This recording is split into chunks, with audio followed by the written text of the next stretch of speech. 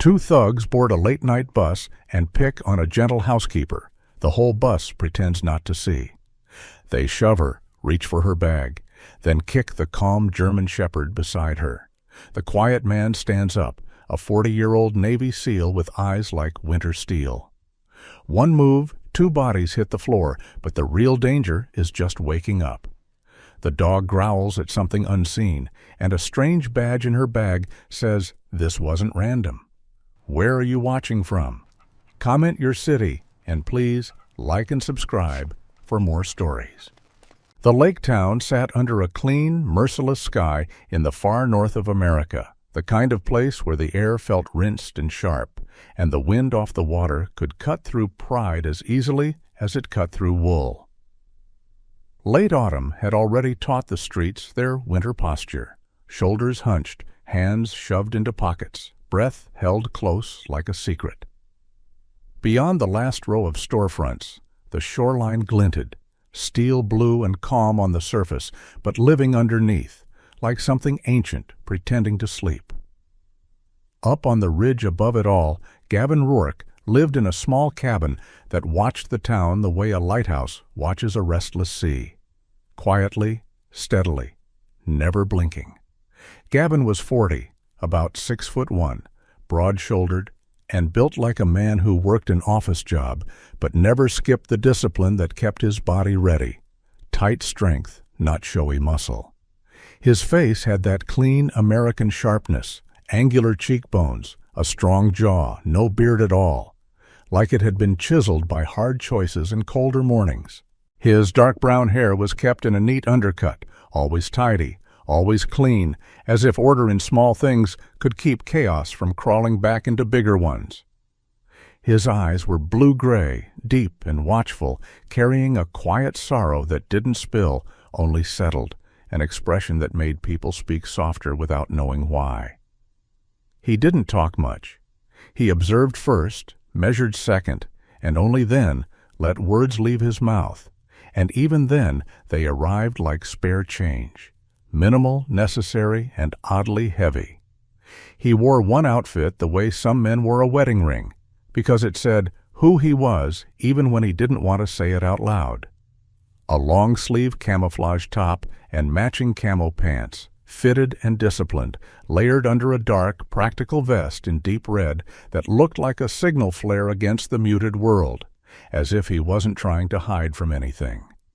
A dark tactical belt sat firm at his hips, with pouches and a holster-shaped carrier that suggested tools, real tools, not toys, and tan military boots rose high at his ankles, built for ice, gravel, and bad news. A U.S. Marines patch and a name strip sat on his gear, and a sleek metal watch with a black face caught light when he moved his wrist. A small flash of modern shine against the old bruises of life.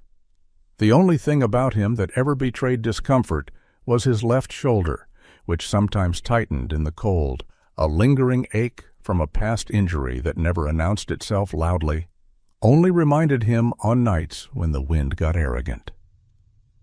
Beside him moved the one creature who understood his silence without demanding explanations.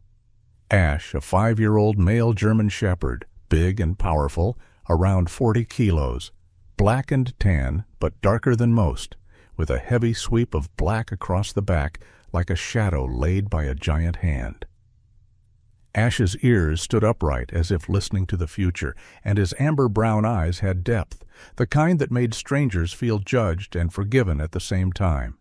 His chest was broad, his posture proud, and his left front paw carried the faintest limp from an old fracture, a small imperfection that somehow made him look more real, more earned. Around his neck sat a simple dark collar, and dangling from it, like a charred metal, was a scorched piece of canine harness strap, saved as a keepsake, the edges burnt and curled as if fire had once tried to take him and failed. Ash was calm the way veterans were calm, not because fear was absent, but because it had been met and measured and filed away. He didn't bark for drama. He didn't waste warnings. When he moved with purpose. When he stared like a compass needle finding true north. On the night the story began, Gavin wasn't seeking destiny. He was seeking radiator parts. His old pickup had died 3 miles from the bus stop, a catastrophic failure that turned the engine's heat into a useless sigh. Steam had ghosted up from the hood in the moonlight, and the smell, hot metal and antifreeze, had filled the cold like a confession. Gavin had tried the practical steps first, hand steady, mind quieter than the wind.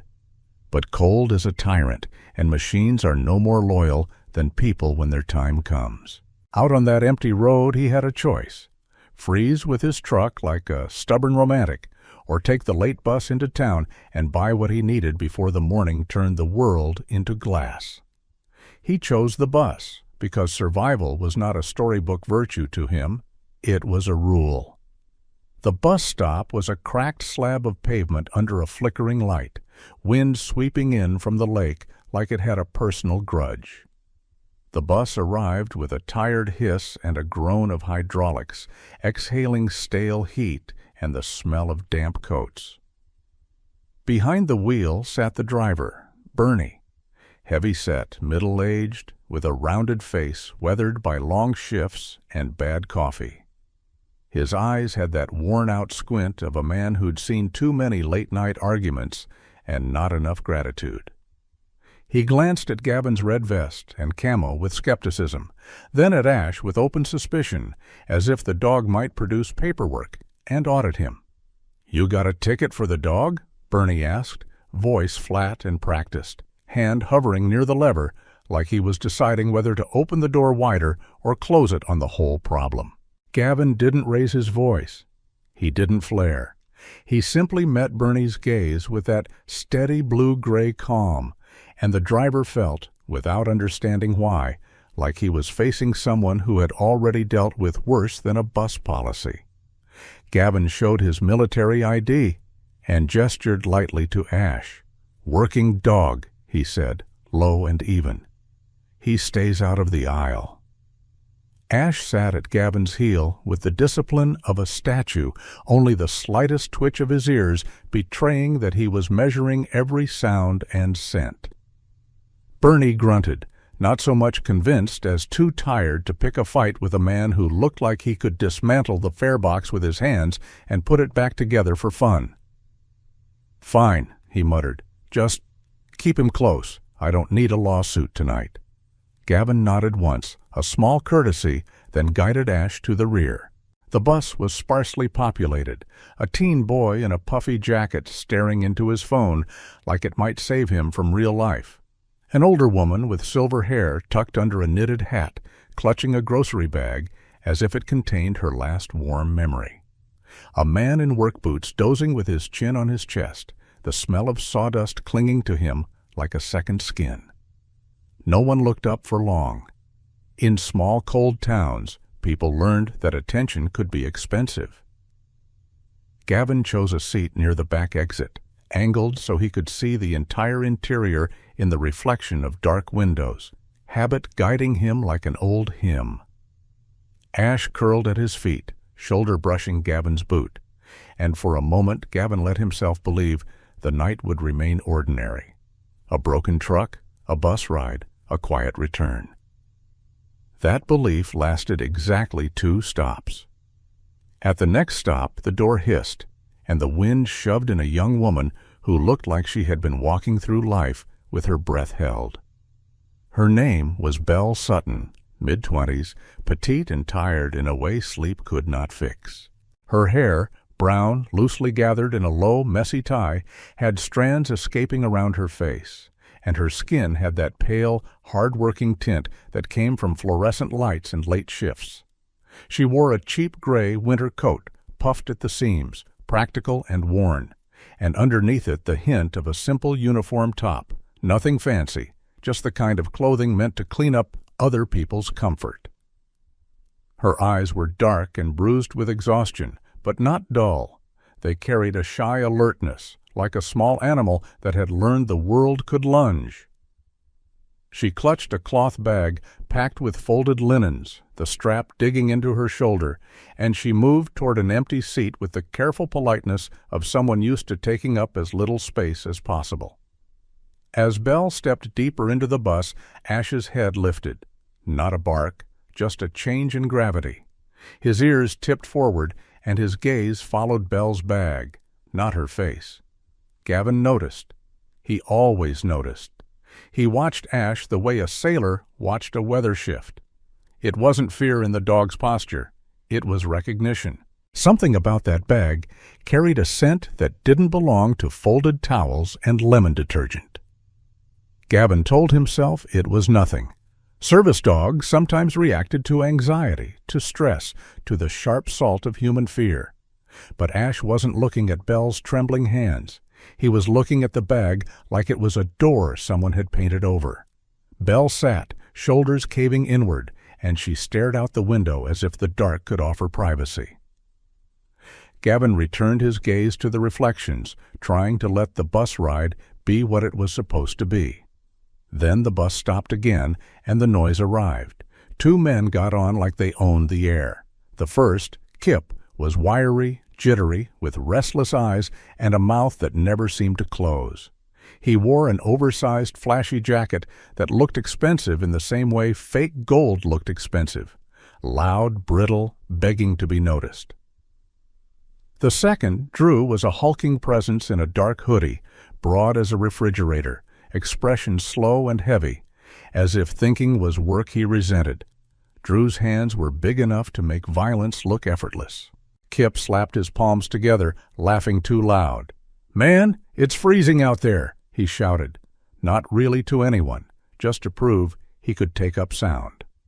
He sauntered down the aisle, ignoring the fare box like rules were for smaller people, and Drew followed, shoulders brushing seats. Their eyes scanned the bus for entertainment, and they landed on Belle the way vultures land on quiet. Kip slid into the seat behind her, leaning forward until his breath would have warmed the back of her neck if warmth had been what he wanted. "Hey, Sleeping Beauty," he said, voice syrupy and mocking. Belle stiffened. Her tiredness wasn't lazy, it was survival fatigue, the kind that came from scrubbing other people's messes and smiling anyway. She kept her eyes forward. "I'm fine," she murmured. "Please, leave me alone." Kip laughed, a sharp sound. "Leave you alone? I'm being polite. You look like you need a friend." Drew loomed in the aisle beside them, blocking Belle's path without even sitting, as if his body was a wall he enjoyed being. Kip reached out and flicked a strand of Belle's hair like she was an object on a shelf. She flinched and pulled her coat tighter. "Don't touch me," she said, louder now, voice shaking but firm, like a match refusing to go out. Around them, the bus turned into a museum of cowardice. Phones glowed, eyes dropped. The older woman clutched her bag tighter. The teen boy pretended the screen was more interesting than human dignity. Gavin felt a familiar tightening in his chest. Not rage exactly, but that cold, controlled pressure that came before action. He had promised himself he was done with fights that weren't his. He had promised himself he'd live quietly. But some promises were luxuries, and the world kept charging interest. He watched Belle's shoulders fold inward and saw, in the angle of her spine, every person who had ever been told to swallow their fear so others could stay comfortable. Kip's voice rose. "Come on, give me a smile," he taunted. "Just one. Fair trade. You smile, we leave you alone."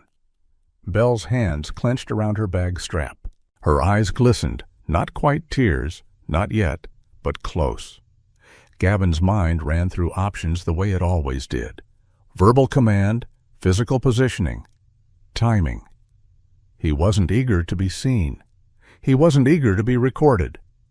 But he was even less eager to watch a quiet cruelty grow bold in public. He spoke once, and he didn't have to speak twice. "She said no," Gavin said. Not loud, not theatrical, just a calm blade of sound that sliced through the bus's stale heat. Kip froze mid-smirk, and turned slowly, like a dog hearing a new master. He looked Gavin up and down, taking in the military camo, the deep red vest, the posture that didn't slump. "Excuse me?" Kip sneered, puffing himself up. "Who asked the peanut gallery? You got a problem, mountain man?" Gavin's left hand rested lightly on Ash's neck, not restraining the dog so much as anchoring him. Ash's lips curled into a low growl, deep in his chest, not a threat for show, but a warning carved in vibration. Gavin kept his voice even. "No problem," he said. "Just seems like the lady wants a quiet ride." "We all do." Kip scoffed, stepping closer, trying to sniff out weakness the way bullies did. "You think you're tough 'cause you dress up like a soldier?" he taunted. "You gonna sick your mutt on us?" Drew's dull gaze slid to Ash, and something ugly brightened. "I hate dogs," Drew rumbled, and it sounded less like an opinion and more like a hobby. Gavin's eyes narrowed a fraction. "Step back," he said. Kip grinned wider, drunk on attention. "Or what?" And then Drew, large, slow, and cruel, drew back his steel-toed boot and swung toward Ash's ribs like he was kicking a trash bag. Belle's gasp came out like a prayer that didn't know who to address. Rehook, mid-chapter. In that split second before impact, Ash did something Gavin had almost never seen him do in public. He didn't lunge, he didn't bark, he didn't panic. Ash looked past the boot, past Drew's face, past the whole bus, and fixed his amber eyes on Belle's cloth bag as if it had suddenly started whispering. Then he made a sound, not a growl, but a short, sharp huff, like a warning meant only for Gavin, a coded message between veterans. This isn't just a bully. This is a signal. Gavin's brain caught on that thread even as his body moved. He rose in a blur, no shouting, no grandstanding, just action. His left hand snatched Drew's leg out of the air with a grip like iron, stopping the kick mid-swing. Gavin leaned in close enough that Drew could smell the cold on him. "Bad idea," Gavin said quietly. In one fluid motion, Gavin drove a palm strike into Drew's solar plexus while twisting the captured leg. Drew's breath left him in a choking rush, and Gavin swept the standing leg out from under him. The big man crashed to the metal floor with a thud that rattled the bus's bones. Kip yelped and fumbled for a knife, the blade flashing like a cheap promise. Gavin pivoted without haste, grabbed Kip by the collar and belt, and slammed him into an empty seat, pinning him with a forearm pressed against the throat. Enough pressure to terrorize, not enough to crush. Gavin's face stayed calm, but his eyes were winter deep. "We're going to have a quiet ride now," he said, voice low, controlled. Kip's hand scrabbled at Gavin's arm, his bravado evaporating into panic. Okay, man," he wheezed. Gavin eased the pressure slightly, and the shift felt like mercy. "You're going to apologize," Gavin said, nodding toward Belle. Kip's eyes darted to her. Belle stared back, trembling, but she didn't look away. That was new. "I'm sorry," Kip sputtered. "I'm sorry." Gavin released him and stepped back, and Kip scrambled up, hauling Drew by the hoodie like a sack of regret. "Open the door," Kip screamed toward Bernie. Bernie slammed the brakes and popped the exit with the resigned fury of a man who hated paperwork more than criminals. Kip and Drew stumbled out into the cold, cursing and gasping, their pride leaking away into the night air.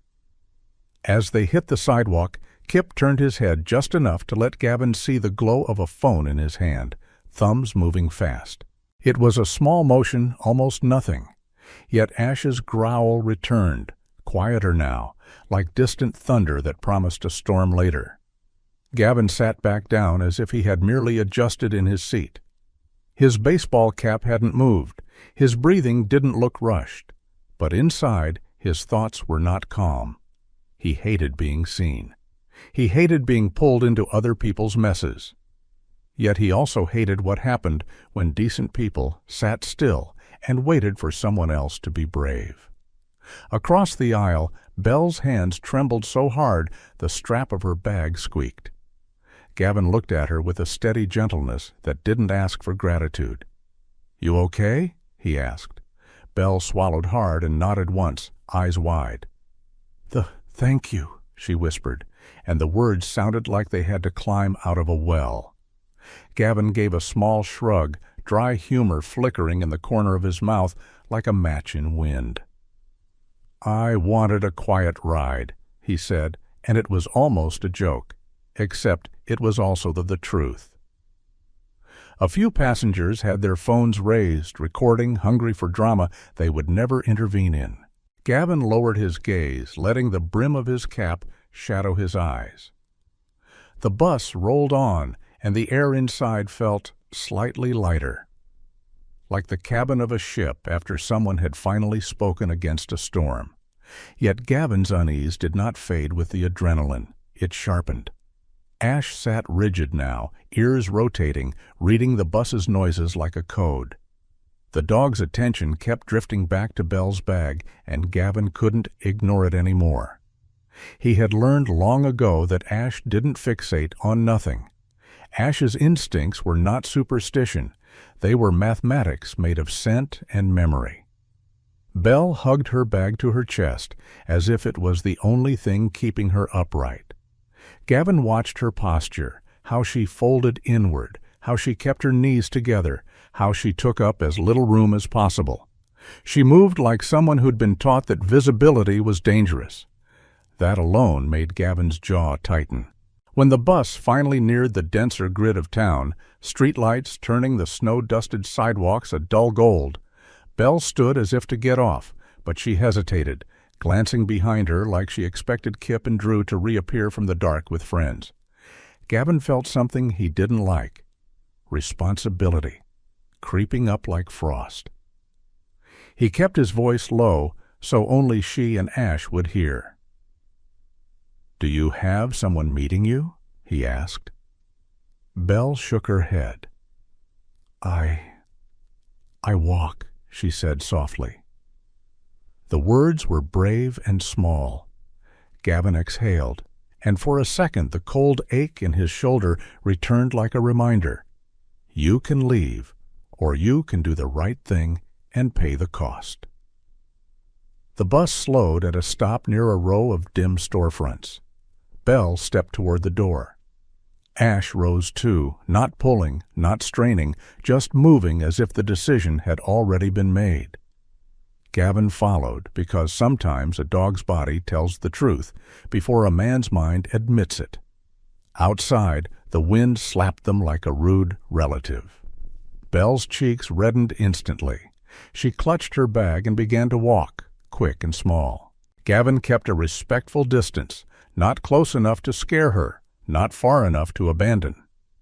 Ash walked between them like a living boundary. At the corner under a flickering street lamp, Belle finally stopped, breath coming in short bursts. "I'm sorry," she said almost reflexively, like it was her first language. "I didn't mean to cause trouble." Gavin's eyes softened. "You didn't," he said. "Trouble found you." Ash pressed his nose gently against Belle's bag, then sat, staring at it with the stillness of an omen. Belle frowned, confused, and slowly opened the bag with shaking fingers, as if she feared what might be inside. Folded linens lay on top, white towels, a work apron. Then, from the side pocket, something clinked softly against metal.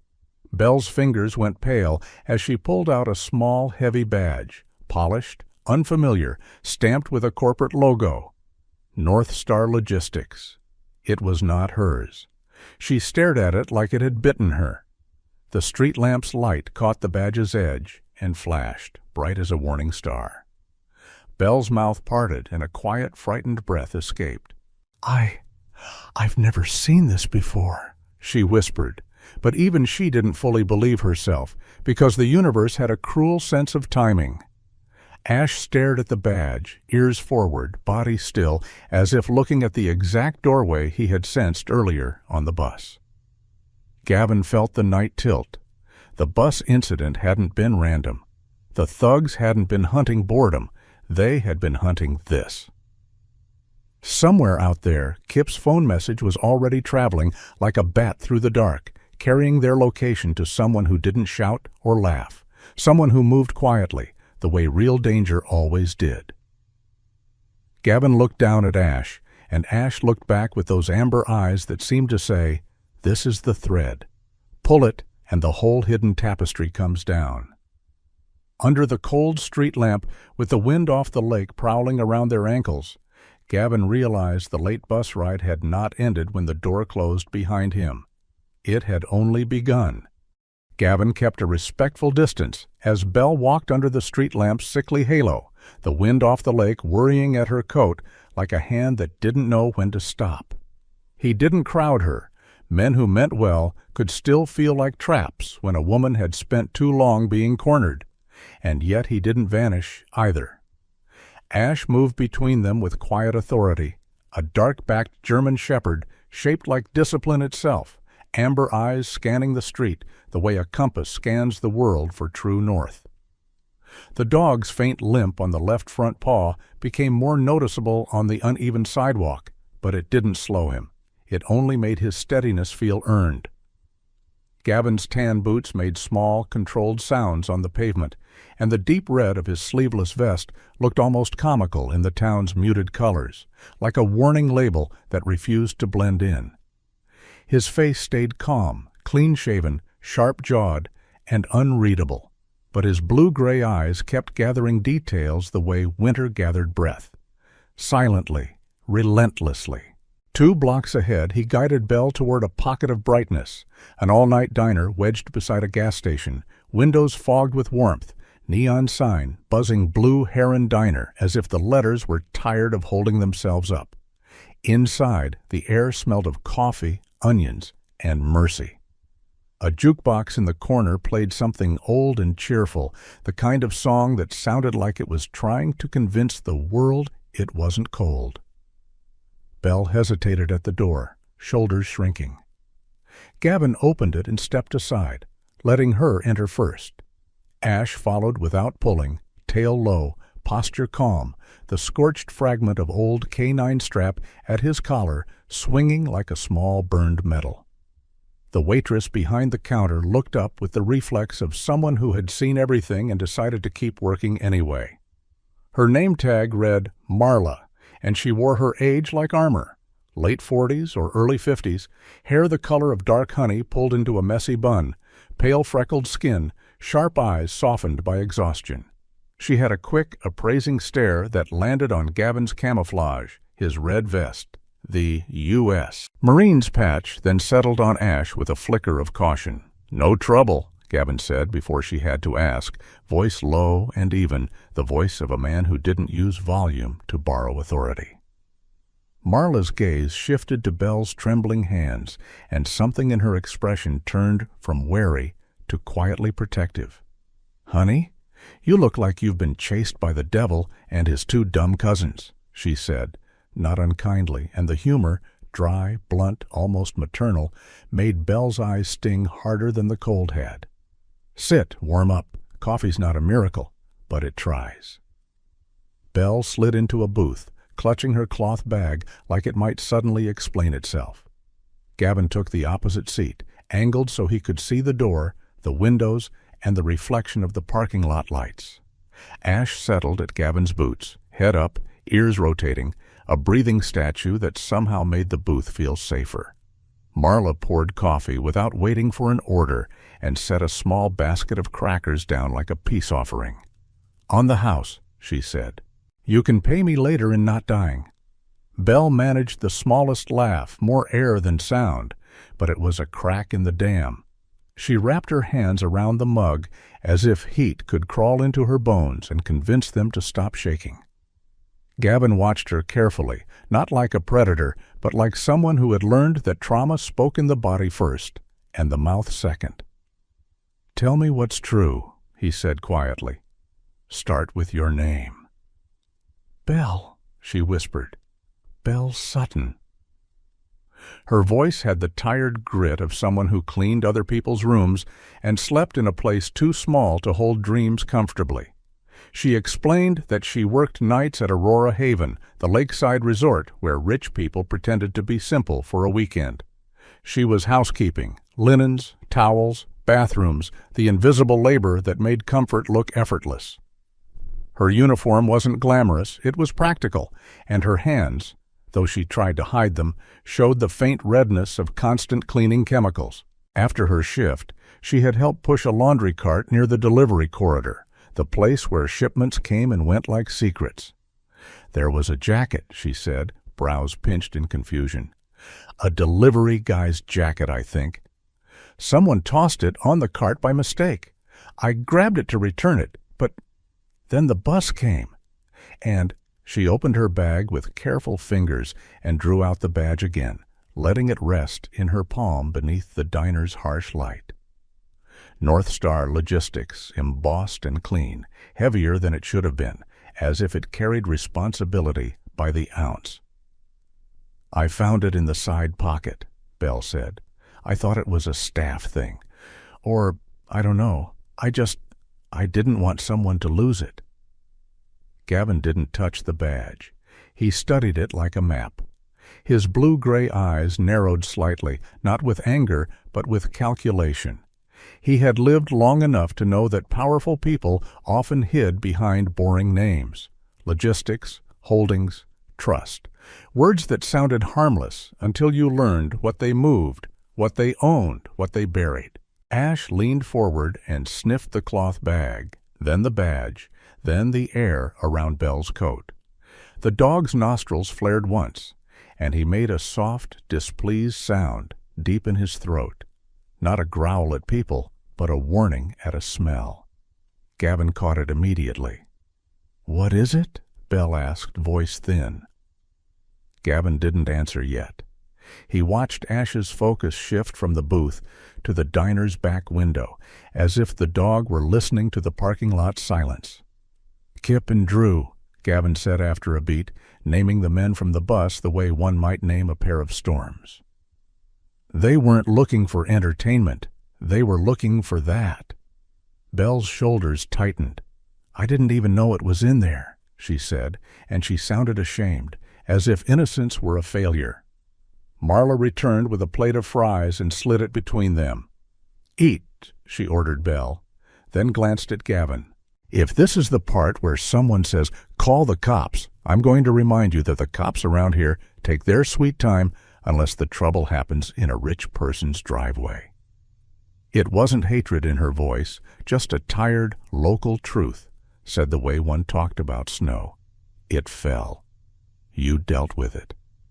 Gavin gave a small, humorless exhale.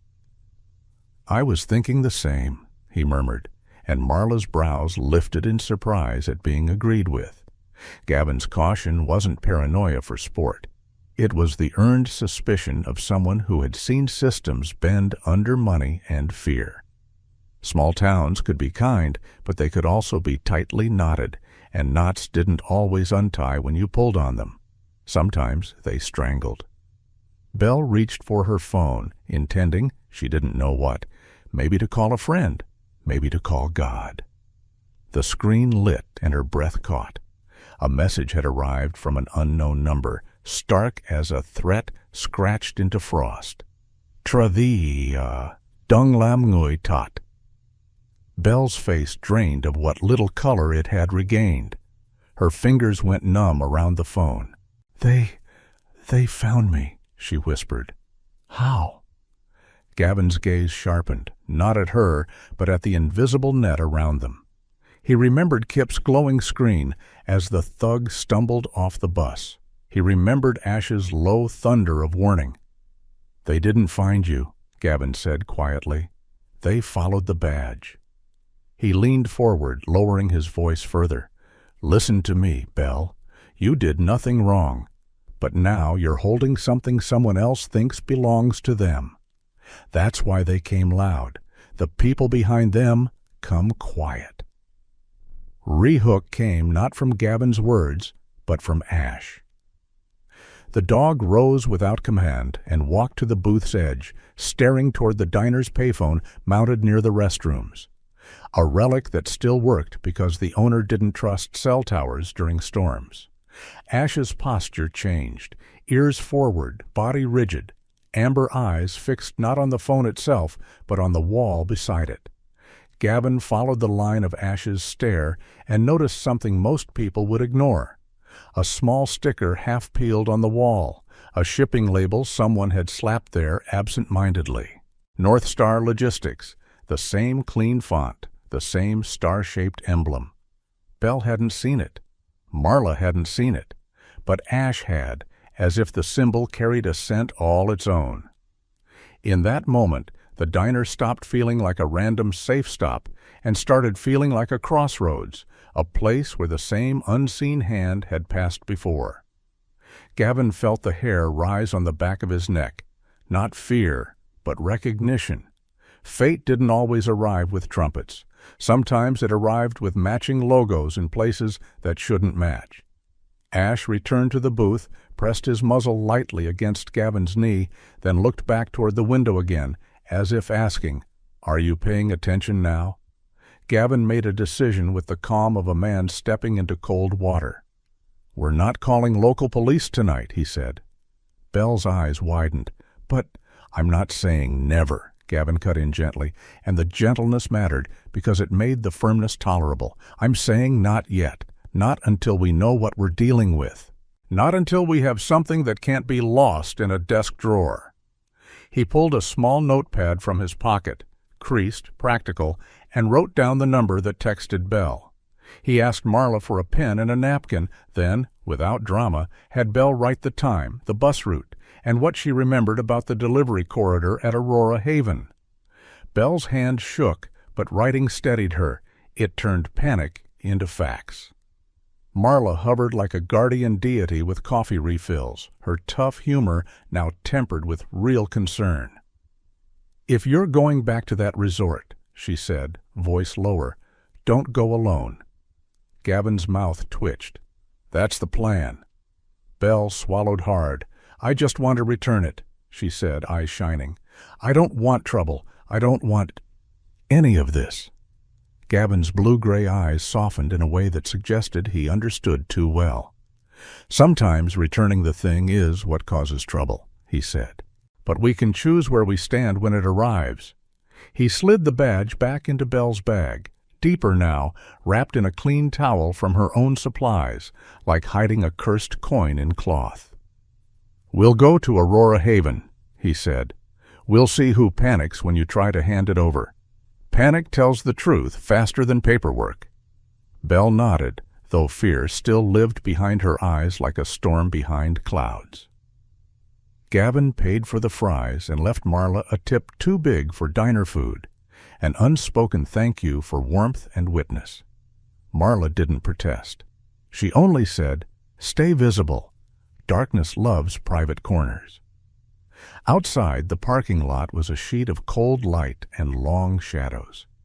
Gavin walked Belle partway toward the street, where the resort shuttle sometimes passed, then stopped when her building came into view, an older brick apartment block with one working porch light, and a hallway that smelled like old carpet. Belle turned at the steps, clutching her bag.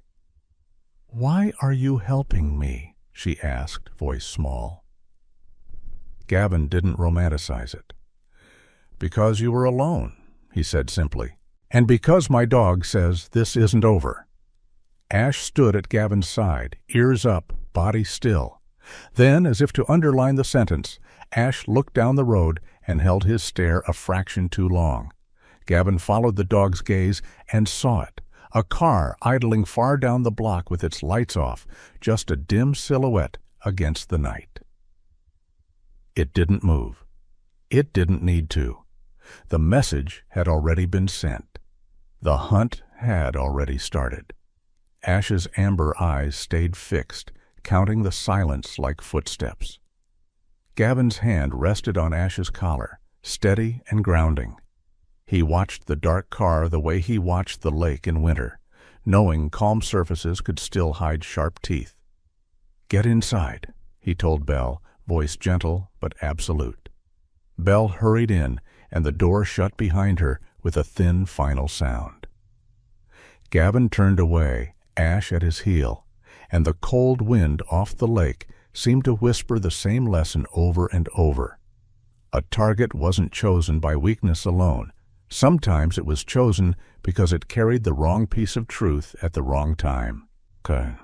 Morning arrived, bright and knife-clean, the kind of northern light that made the lake look innocent, glass blue, smooth as a promise, while the wind still carried the old warning that beauty up here could kill.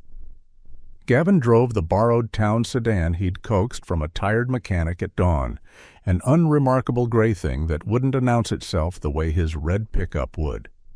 His pickup was still stranded on a quiet roadside like a wounded animal waiting for its ribs to be reset. Gavin's posture behind the wheel stayed steady, shoulders broad, under camouflage, jaw set, clean-shaven face, calm in that unnerving way men get when they've learned panic is a luxury. Ash rode in the back seat, massive body tucked with disciplined patience, black and tan coat darkened along the spine, amber eyes tracking the passing tree line. The dog's left front paw, his old fracture that never completely forgot pain, rested lightly, but he shifted when the car slowed, as if that paw contained a compass needle. Belle sat in the passenger seat with her cloth bag pressed to her stomach like a shield. In daylight, her fatigue looked sharper. Pale skin that hadn't seen enough rest, chestnut hair pulled into a low ponytail that had started to fray, eyes ringed by sleeplessness. She wore the quiet posture of a woman trained by bills and rude hands to take up as little space as possible. "We do this clean," Gavin said as the resort's roofs came into view. "You hand it over. We watch who flinches." Belle nodded, swallowing, the movement small and brave. Aurora Haven rose from the lake shore like a postcard designed to sell comfort. Timber and stone lodge, wide windows, steam curling from vents, a dock line that looked almost festive in the morning glow.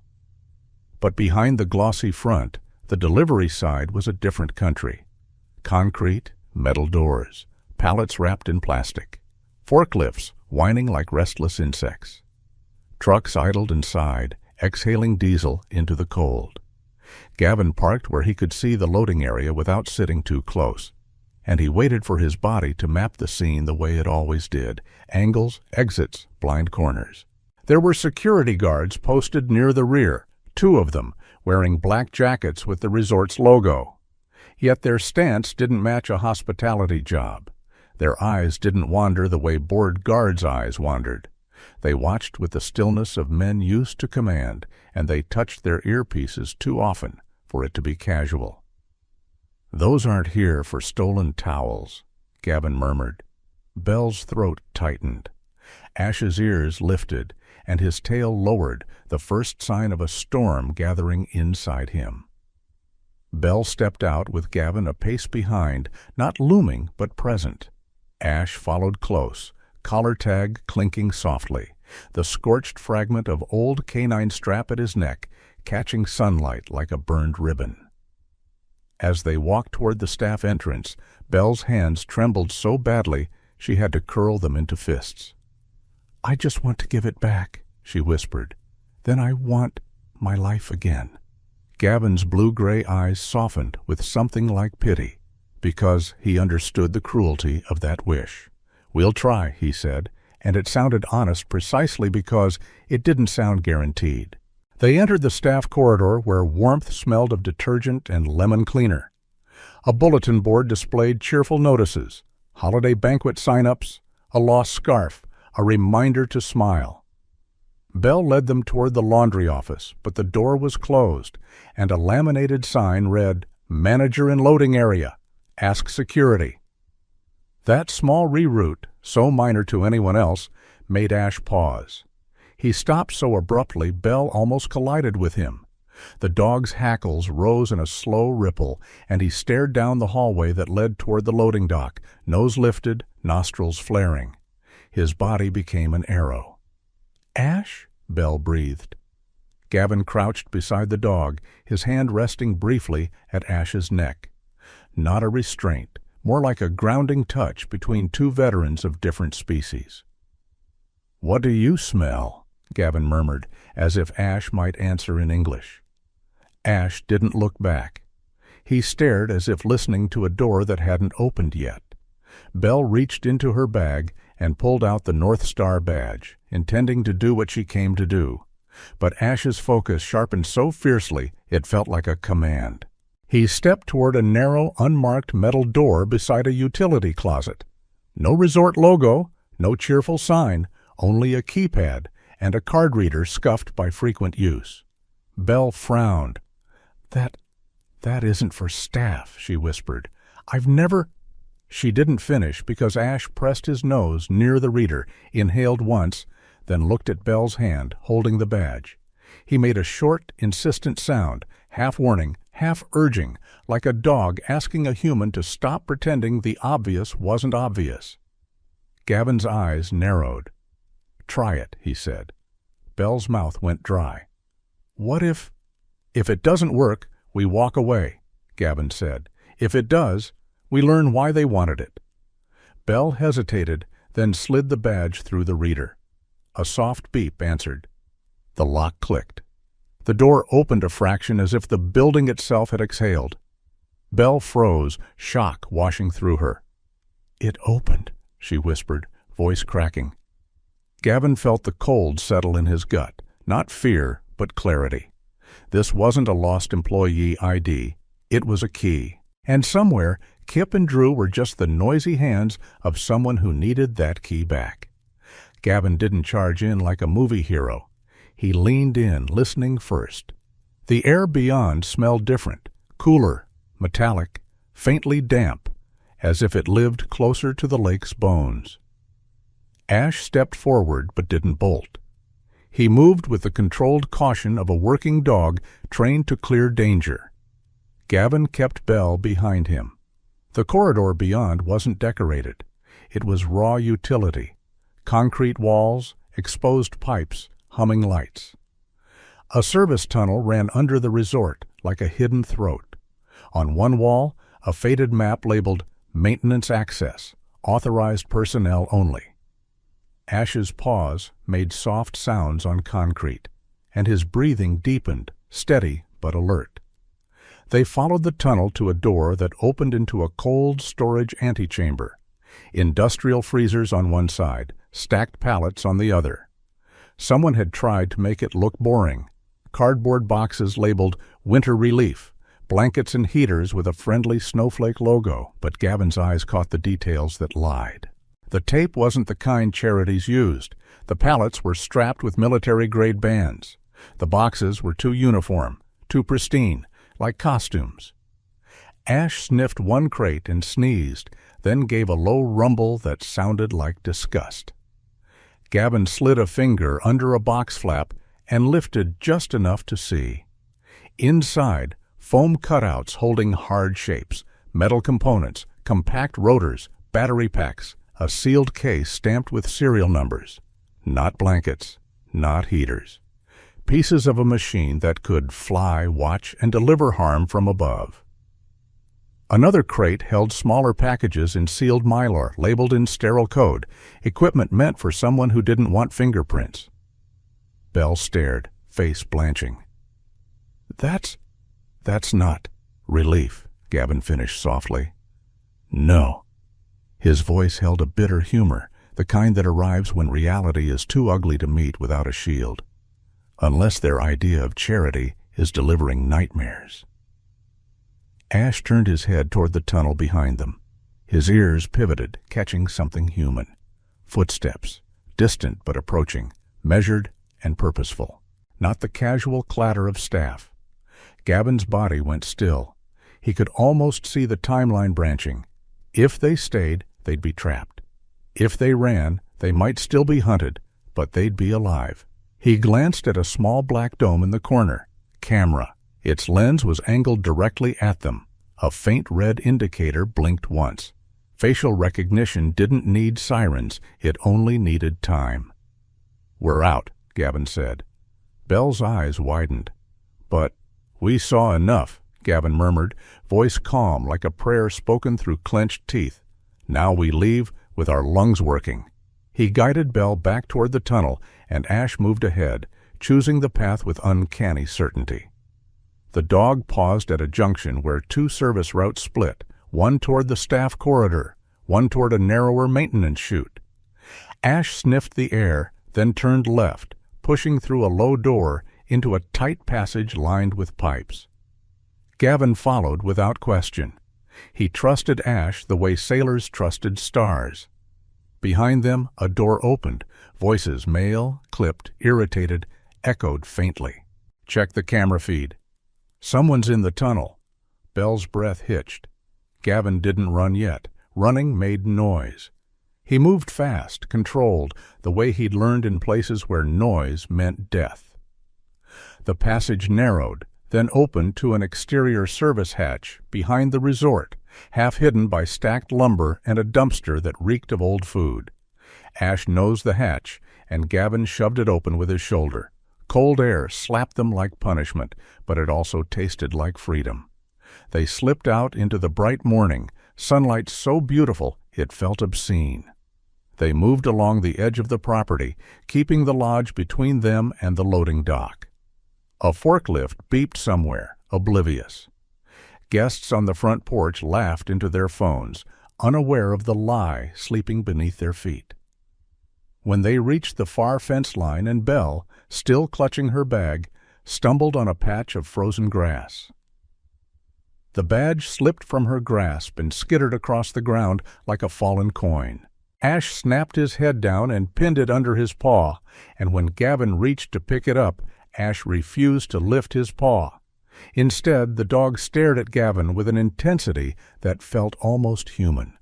Eyes bright, unblinking, a silent insistence that said, "Don't take the key with bare hands. Don't carry their thing like it's yours." Gavin paused, heart thumping, and noticed what Ash had noticed. A faint smear on the badge's edge, oily and dark. And a smell, gasoline or solvent, clinging to it, as if someone had recently wiped it clean. Fresh. Too fresh for something lost. The badge wasn't only a key, it was bait. Or a tracker. Gavin's pulse steadied into cold focus. He pulled a pair of thin gloves from his pocket, habit from a life where surfaces told stories, and picked up the badge carefully, wrapping it in plastic from Belle's bag liner. Belle stared, realization dawning like sunrise on ice. "They wanted me to keep it," she whispered, voice trembling. Gavin didn't deny it. "Or they didn't care who kept it," he said, "as long as it led them to someone worth killing." Ash's low growl wasn't at Belle, it was at the idea. They didn't return to the diner. Too predictable. Instead, Gavin led Belle along the industrial edge of town toward an abandoned Coast Guard training outpost, a squat, weathered building near the old harbor where rescue drills used to happen before budgets and politics moved training elsewhere. Gavin knew the place from joint cold water exercises years ago, back when his life had been ocean, commands, and silence. The building's windows were dusty but intact. The door lock was old. Gavin opened it with practiced hands and a small tool from his belt. Inside, the air smelled of rust and old rope. A faded poster on the wall showed a rescuer pulling someone from black water, the caption barely readable, "Stay calm, stay alive." Belle sank onto a bench, shaking. Ash paced once, then settled near the entrance, ears up, guarding. Gavin pulled out his phone and checked for signal. Weak but present. He didn't call local police. Not yet. He snapped photos of the badge, the sticky residue on its edge, and wrote down what they'd seen. Serial stamps, crate labels, the exact location. Evidence was a language, and he'd learned to speak it before men learned to erase it.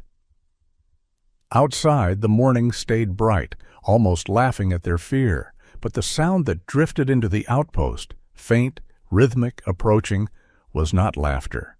It was footsteps on gravel. More than one set. Ash's head lifted, body tense, amber eyes fixed on the cracked window. Gavin's hand tightened around the wrapped badge, then loosened. He breathed once, slow and controlled. "They saw the camera," he murmured. "They know someone was there." Belle's eyes filled with tears she refused to let fall. "This is my fault," she whispered. Gavin shook his head, jaw hard. "No," he said, and his voice carried that stubborn moral clarity that kept some men from becoming monsters. "It's theirs." Ash let out a quiet, warning rumble, low enough to be a secret, deep enough to be truth. The bright day outside didn't dim. It didn't have to. Danger didn't always wear darkness. Sometimes it came in daylight, wearing ordinary shoes, walking straight toward your door. Night did not fall so much as it sank, heavy and patient, over the old Coast Guard outpost, by the harbor.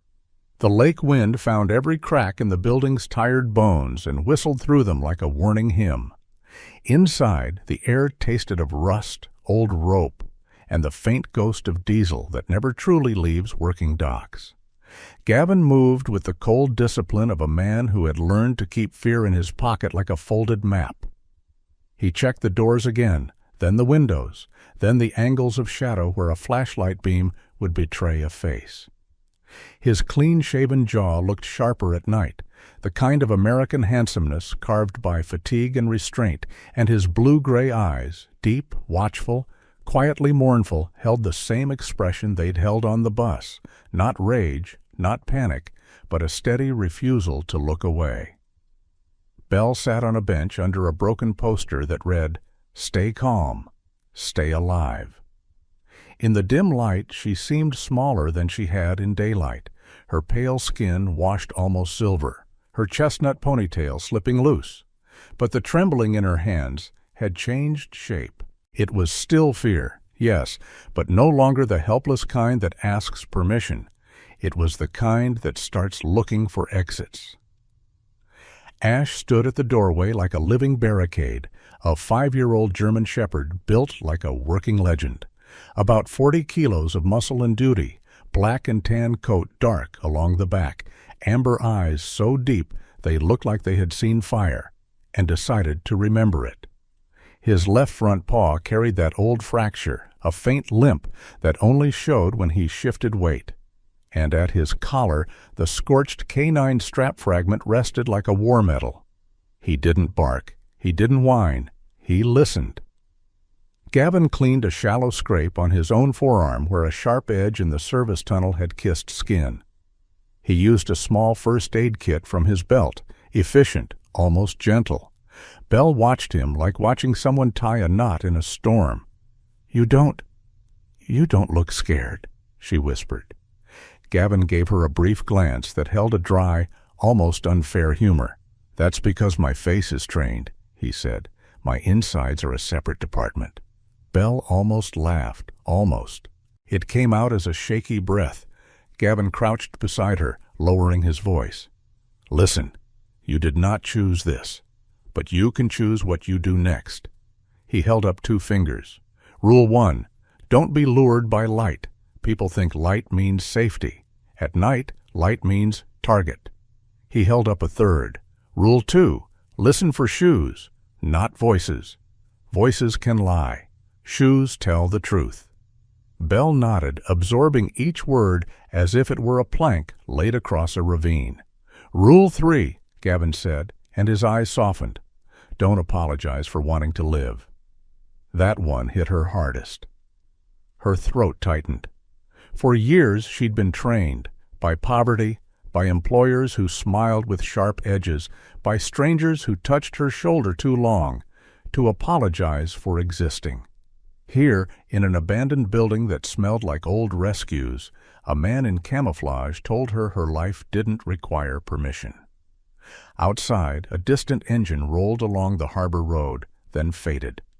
Ash's ears flicked toward the sound, then forward again. Not that. Not yet. Gavin unwrapped the North Star badge from plastic, careful with gloves, and placed it on a metal table. He studied it like it was a tiny door to a much larger room, "If it's tagged," he murmured, "they'll come." Belle's voice shook. "And if it isn't?" Gavin's expression didn't change. "They'll come anyway," he said, "because we saw." A thin silence stretched. Then Ash's hackles rose, slow, unmistakable. The dog's head turned toward the cracked window, nostrils flaring. He made a low sound, not a growl for show, but a private alarm meant for Gavin's bones. Gavin stood, every muscle waking, and moved to the window. On the gravel outside, faint under a moon washed thin by cloud, footsteps approached. Multiple, measured, the kind of walking that assumed control. A flashlight beam flicked once, then went dark, as if whoever held it preferred eyes adjusted to night. Gavin's mouth tightened. "They found the trail," he said quietly. Belle's breath snagged. "How?" Gavin looked at the badge. "Either the badge talked," he said, "or the camera did." Ash's body shifted, weight forward, left paw lifting and setting down with restrained impatience, like a soldier waiting for permission to move. The door handle rattled, softly, testing. Then a voice from outside, calm and almost polite, drifted through the wind. "Open up," it said. "We're here for our property." Another voice chuckled, "And we'll take the girl too. Consider it a courtesy." Belle's face drained of color. Gavin raised a hand. "Stay." Then he moved toward the breaker panel on the wall, old and dusty but still functional. His fingers hovered. He looked at Ash, and Ash looked back, as if they shared the same silent language older than words. Gavin flipped the main switch. The few lights inside died instantly, and the outpost became a hollow throat of darkness. Belle made a small sound, startled, but Gavin's hand found her shoulder and squeezed once.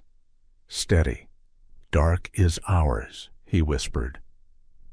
Outside, the door rattled again, harder now. A heavy boot hit the metal. The lock groaned. "They're not locals," Gavin thought, feeling the difference in force. This wasn't two petty thugs on a bus. This was a team with practice. The door finally gave with a harsh, metallic shriek. Cold air rushed in. A silhouette stepped through. Then another. Their flashlights remained off, professional. They wore dark jackets, caps pulled low, faces partly hidden, moving with controlled spacing. The lead man stepped forward with a posture that said, "Coordinator, not brute." When moonlight slid across his features, Gavin caught the shape. A man in his late 30s or early 40s, tall and lean, cheekbones sharp, stubble shadowing his jaw, eyes pale and unemotional. His hair was cropped close beneath the cap, and the way he held his shoulders suggested a life of command without uniform. He spoke quietly, almost kindly, which made it worse. "You're Gavin Rourke," the man said, as if naming the weather. "And you've been busy." Gavin didn't answer. Silence was a weapon too. The man smiled without warmth. "Name's Reed Harker," he went on, voice smooth. "I coordinate problems. You're standing in one." He took one slow step, scanning the room. His gaze landed on Belle. "And you," he said, "you don't belong in this story."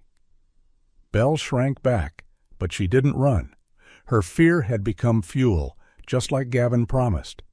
She stayed still, listening for shoes, just like he taught her.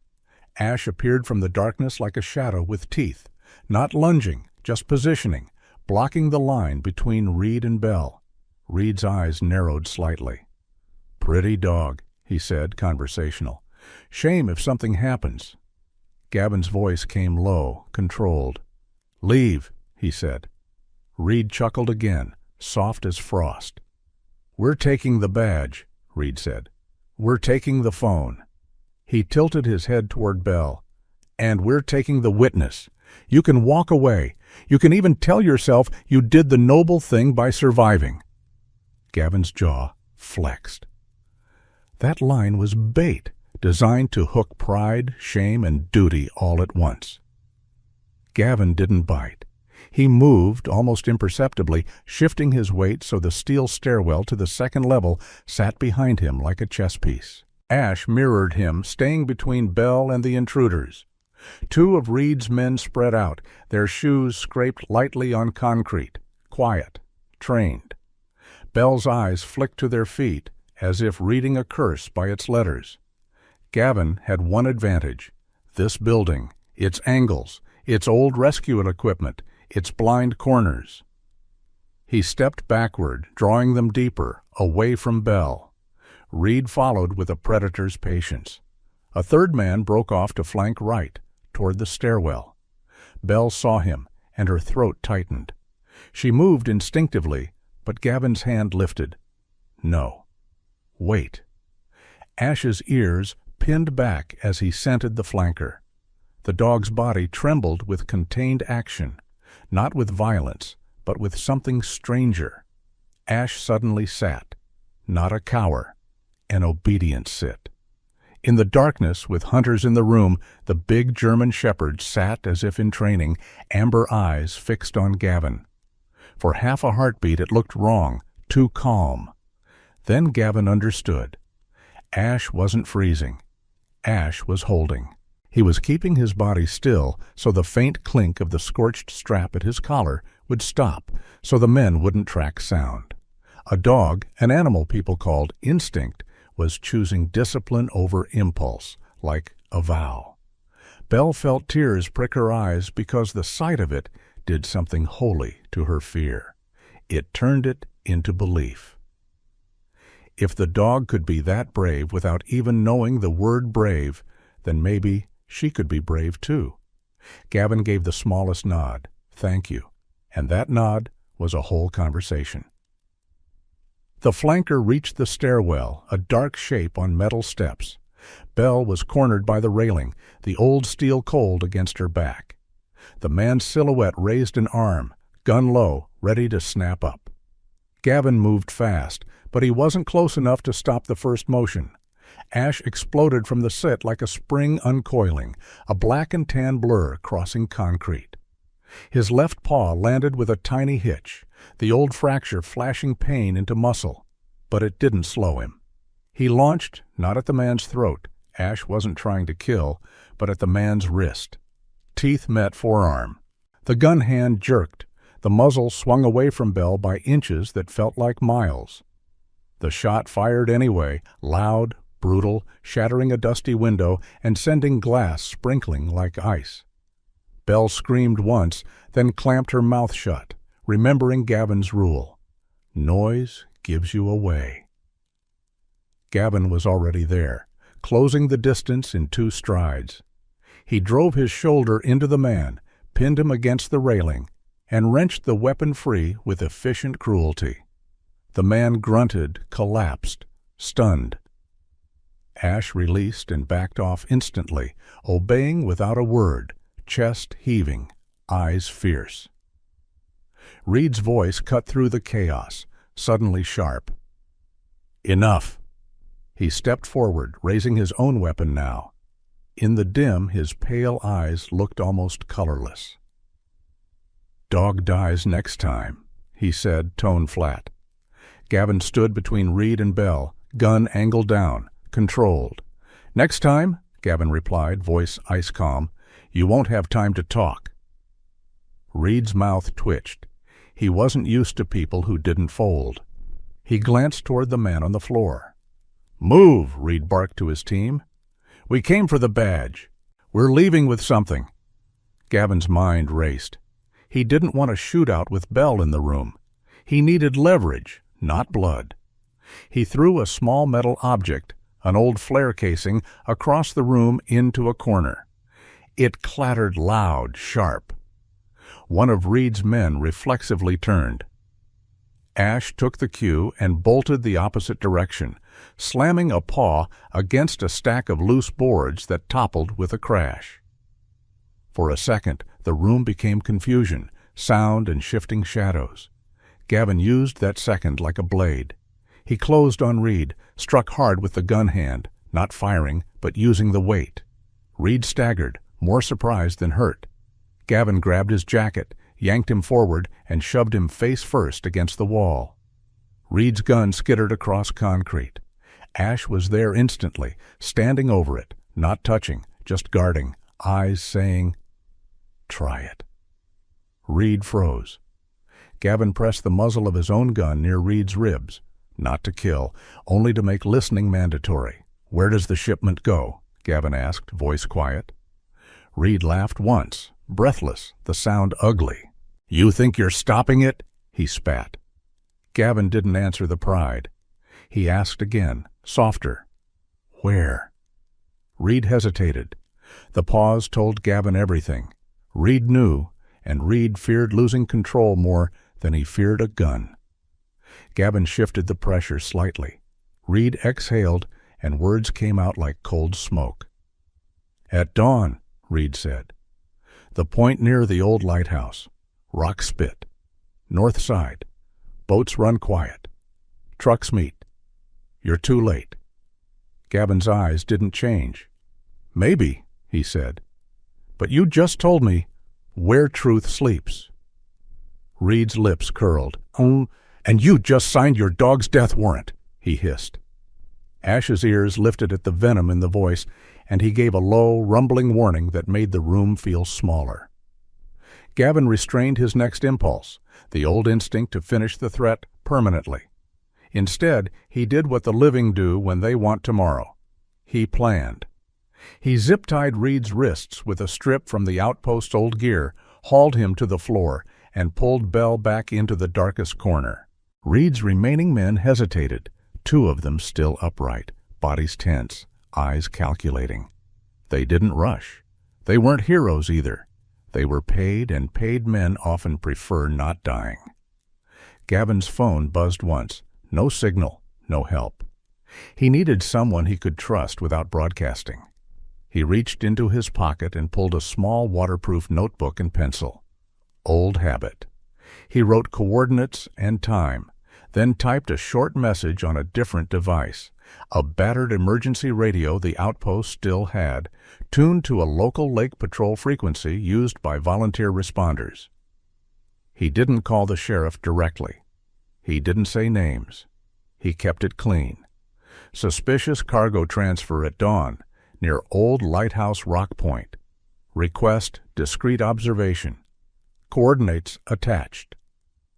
Belle stared. "Who will answer?" she whispered. Gavin's mouth tightened.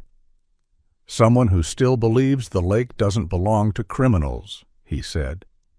Outside, wind howled. Inside, Ash stood guard, breathing steady, his amber eyes burning like 2 small lamps that didn't ask darkness for permission. Belle's gaze flicked to Ash's left paw, to the way he shifted. Pain, loyalty, determination. She realized something with the weight of a vow. Her life had already turned. She wasn't just a housekeeper anymore.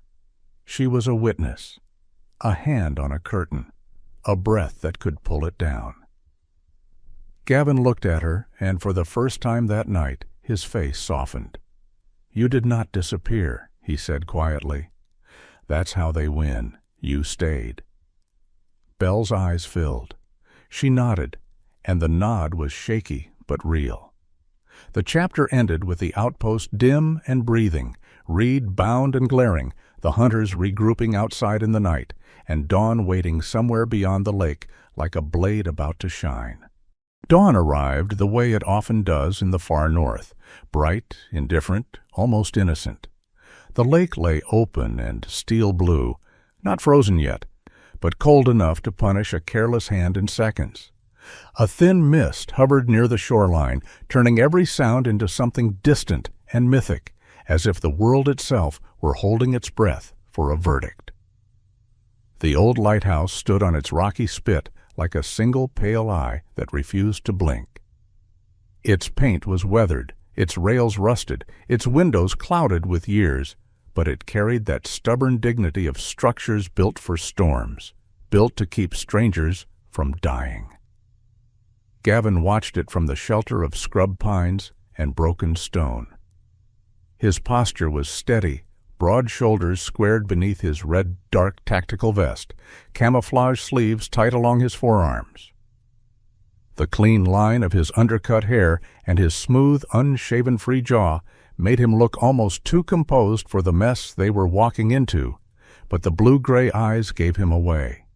Deep, quiet, sad, in a way that suggested he'd once believed the world could be made simple by willpower. Belle crouched beside him, wrapped in her worn work jacket, face pale in the cold light, chestnut hair tied back and fraying at the edges like a rope that had been pulled too long. She was still tired. She would probably always be tired, but something new sat behind her eyes now. Not boldness like a movie heroine, more like a small iron nail driven into the wood of her spine. Ash moved ahead, low and silent, black and tan coat, blending with shadow, amber eyes scanning the rocks. The German shepherd's left front paw still carried that old, faint limp, but his body was all purpose. 40 kilos of trained loyalty, ears pricked, muzzle slightly smoke-darkened from old memories, the scorched canine strap fragment at his collar, tapping softly like a relic. He paused, sniffed the air, and his hackles rose just a little. Metal, oil, water, and something sharper. Human hurry. Below, at the harbor edge near the lighthouse base, the charity work had already begun.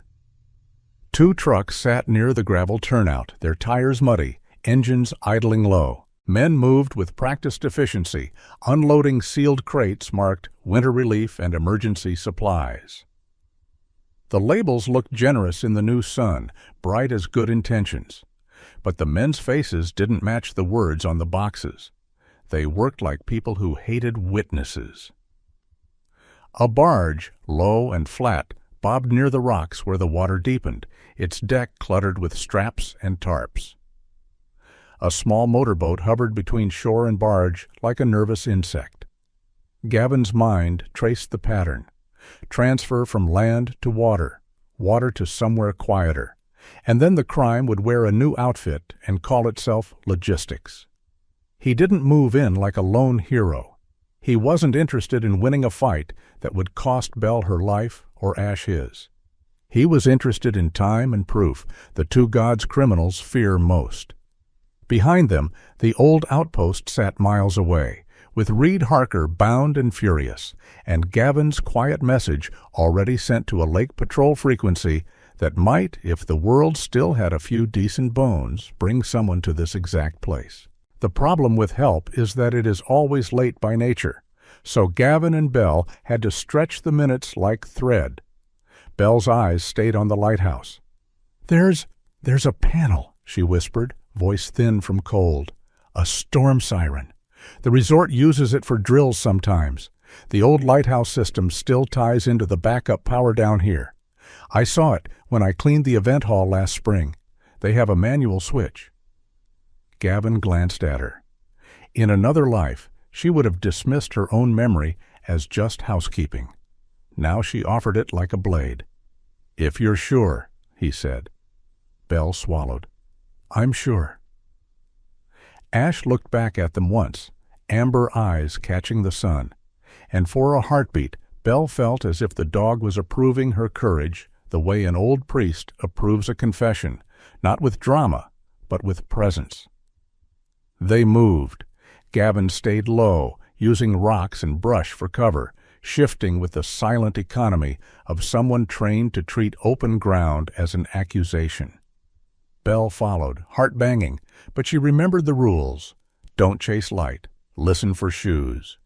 She listened now. The men's boots on gravel. The slap of rope. The scrape of a crate against metal. She could hear how close danger truly was, even before she saw it. The lighthouse door stood half open, chained back like it didn't expect visitors who weren't paid. Gavin tested the angle, then motioned Belle forward. Ash slipped in first, claws quiet on old wood. Inside, the lighthouse smelled of saltless lake air, mildew, and old paint. The spiral stairs climbed like a spine. In the base room, a rusted control box sat against the wall, exactly where Belle remembered. Her hands shook as she reached for it, fingers numb. She flipped the cover, and there it was, a heavy lever labeled Siren Manual. She stared at it as if it were a judge's gavel. Gavin leaned close. "When you pull," he murmured, "we become louder than them. That's the point." Belle nodded. Her cheeks were wet, but she didn't know if it was tears or cold. She wrapped both hands around the lever. She pulled. The first second was silence, as if the world had to decide whether it believed her. Then the siren rose, raw, metallic, ancient, an ugly, honest sound that belonged to storms and shipwrecks. It cut through the dawn like a blade through cloth. Outside, men froze. A shouted curse. Another voice, sharper, "Kill it!" The siren did what bells have always done in human stories. It pulled eyes, pulled bodies, pulled time. It also pulled witnesses. A distant door slammed in the harbor district. A dog barked from a nearby house. A figure in a winter coat stepped onto a porch, confused, then alert. The siren didn't promise rescue. It promised attention. And attention is how lies start dying. Rehook arrived not as a twist of plot, but as a twist of faith. Ash, who had been circling the base room with restless precision, suddenly stopped at the lighthouse's wooden floorboards near the far wall. The dog's nose pressed into a thin seam where wood met stone. He inhaled again, then pawed once, gentle, not frantic, like tapping a secret door in a fairy tale. Gavin crouched, scanning. Ash pawed again, then looked directly at Gavin, amber eyes steady as if saying, "Here, not later, here." Belle felt a strange chill that wasn't from the lake. It was the feeling of destiny pointing with a paw instead of a finger. Gavin ran his hand along the boards. One plank had newer nails, too clean, too recent.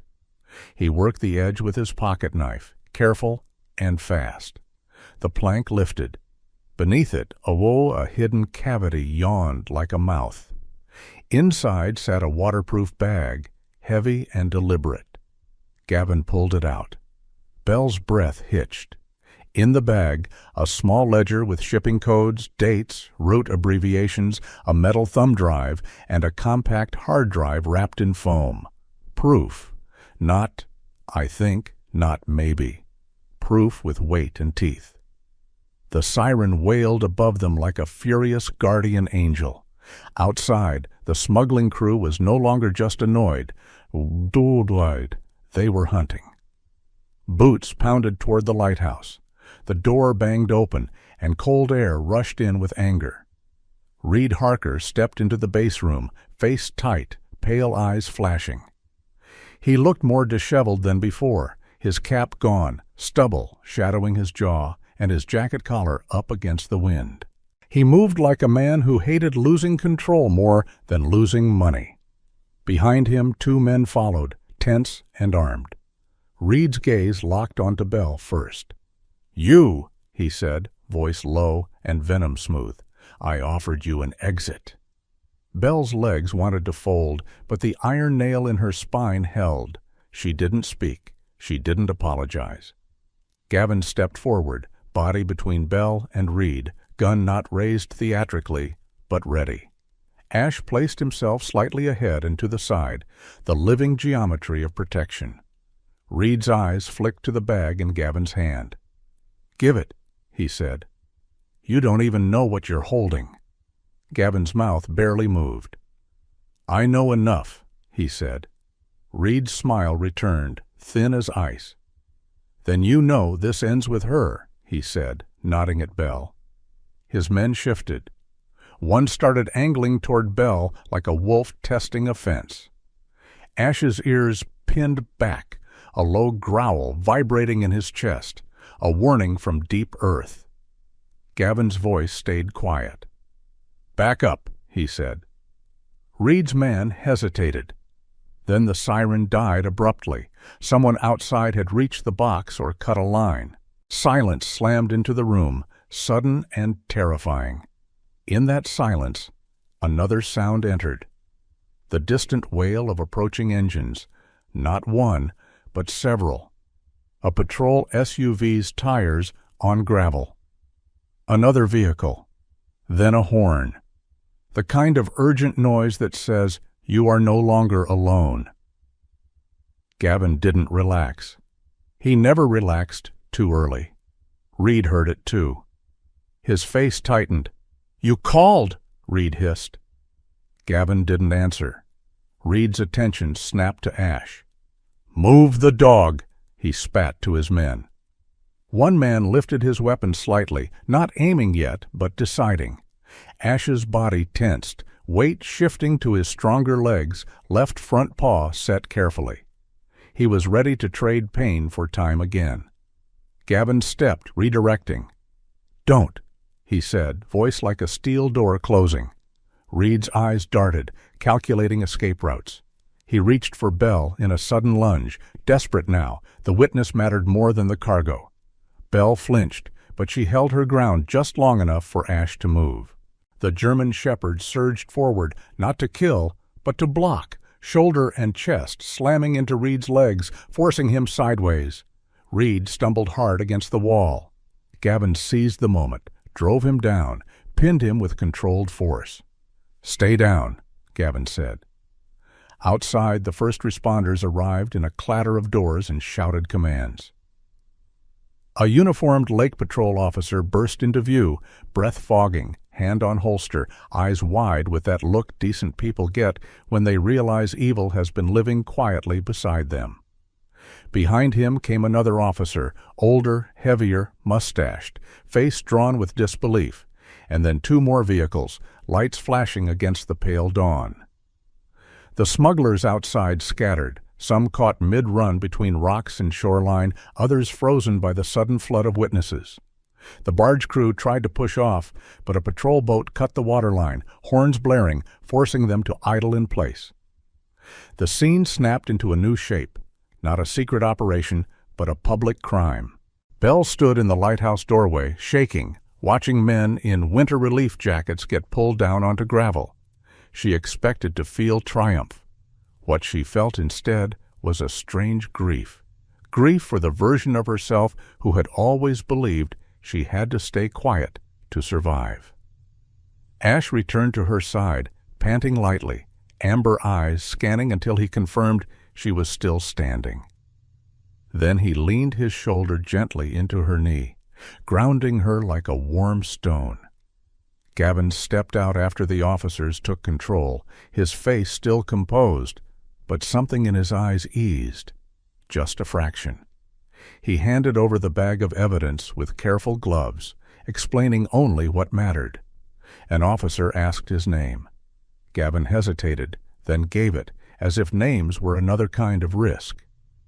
In the hours that followed, as statements were taken and crates were opened under authority, the label, North Star Logistics, began to crack like cheap paint.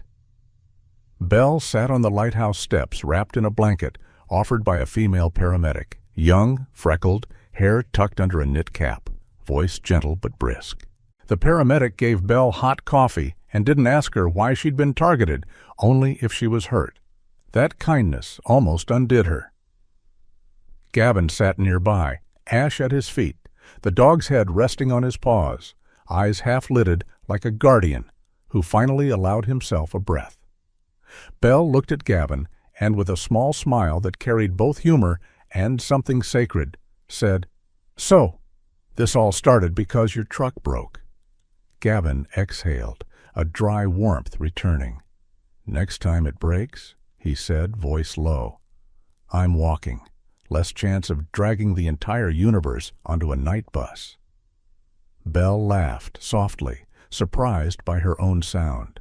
It came out like snow melting. Quiet, real, unstoppable once it began. In the epilogue of their dawn, paperwork and investigations would stretch long, as they always do. But something immediate had already changed. Belle was not the weak girl they chose anymore. She was the woman who pulled a lever and rang the world awake. And Gavin, who had tried to live above the town with only a dog for company, found himself tethered again, not by duty alone, but by a simple truth. Sometimes salvation arrives in the shape of a siren, a paw on a hidden plank, and the decision to stand up when everyone else sits down. Later, weeks, not days, Gavin would start something small on the hill near his cabin. A quiet program for difficult dogs and difficult people, a place where healing didn't come with speeches, only routine, patience, and the steady presence of a dog who had once traded pain for breath. Ash would lie on the porch in the pale northern sun, sigh like an old soldier who'd paid a debt, and keep his amber eyes open just enough to watch the world stay honest. Sometimes a miracle doesn't arrive as thunder and fire. Sometimes it shows up as a broken truck on a cold road, a late-night bus nobody wanted to be on, and a loyal dog who senses danger before the human heart dares to believe it. In a world that often teaches people to look away, God still places small lights in the right hands at the right moment. Courage in a tired young woman, restraint in a trained warrior, and a warning in the steady amber eyes of a German shepherd. And when those lights are chosen, not ignored, the darkness loses its hiding places.